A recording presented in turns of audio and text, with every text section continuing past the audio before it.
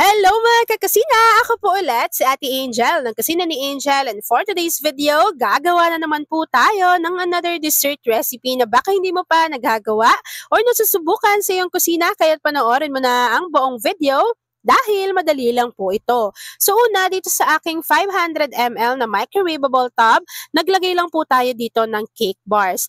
After po nun, i-flatten lang natin ito. Ilagay muna natin yan sa ating chiller or set aside natin bago gawin na po natin yung ating mixture.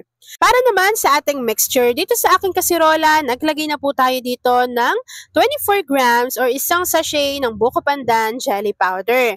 After po nun, naglagay na rin tayo dito ng 3 cups of water. So siguraduhin lang natin na hindi pa nakabukas yung apoy sa ating kalan kasi kakailanganin nating matunaw muna ng maigi yung jelly powder bago natin yan bubuksan mamaya. So kapag nailagay na natin yung ating water at natunaw na nga yung ating jelly powder, maglagay na tayo dito ng isang lata or 370 ml ng evaporated milk, 1 can or 390 grams ng condensed milk. After po nun, haluin lang din natin ito ng maigi para mag-combine at hindi lang mamuo yung condensed milk sa bottom ng ating pan. After nun, maglagay na tayo dito at least half teaspoon ng vanilla essence. Haluin po ulit natin ito ng maigi bago ito na yung pinaka dito, nakakatuwa. Maglalagay tayo dito ng 2 piraso ng buko. So ito po yung pang salad lang yung kanyang consistency. Kaya lang, nasa sa inyo kung gusto niyo na damihan siya or bawasan kasi sa totoo lang, apakamahal na pala nitong buko. So nabili ko to, isang piraso ng 35 pesos. Comment mo naman sa ating comment box section kung magkano na lang yung buko sa inyo. So after adding ng ating buko, hahaluin po ulit nito ng maigi bago pwede na po nating buksan yung apoy sa ating kalan.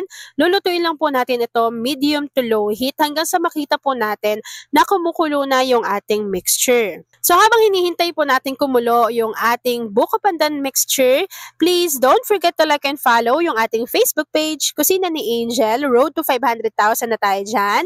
And kung meron ka ring Instagram, paki-follow na rin ako doon, Kusina ni Angel. At kung gusto mong matuto pa ng iba pang mga recipes, o kaya naman gusto mong mag-share ng mga niluluto mo everyday, pwedeng-pwede kang sumali sa ating Facebook group. Andyan lang po yan sa ating Facebook page. At ayun na nga mga kakusina, kumukulo na yung ating buko pandan mixture. This time, pwede na po natin i-off yung apoy sa ating kalan at kunin na natin yung sinet aside natin kanina na cake bar. So ito na yon, isasali lang natin yung ating mixture dito bago kapag naisali na po natin to dyan, hihintayin lang natin tong mag-set, mag-firm, lumamig at ipapakita ko na sa inyo kung ano yung natapos nating easy dessert recipe. At ayun na nga mga kakusina, nag-set na or nag-firm na yung ating recipe kaya naman this time, pwede na po natin tong i-enjoy. At ayan na mga kakusina, tapos na po ang ating easy dessert recipe na buko pandan ref cake. Kung nagustuhan mo yung ating video,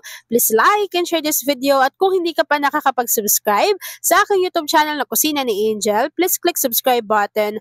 Click mo na yung notification bell. Click all para lagi kang updated sa bawat ina-upload kong mga videos. By the way, kung isa ka din pala sa dessert lover, pakishare ng ating video. Yun lang mga kakasina. Thanks for watching and enjoy this video.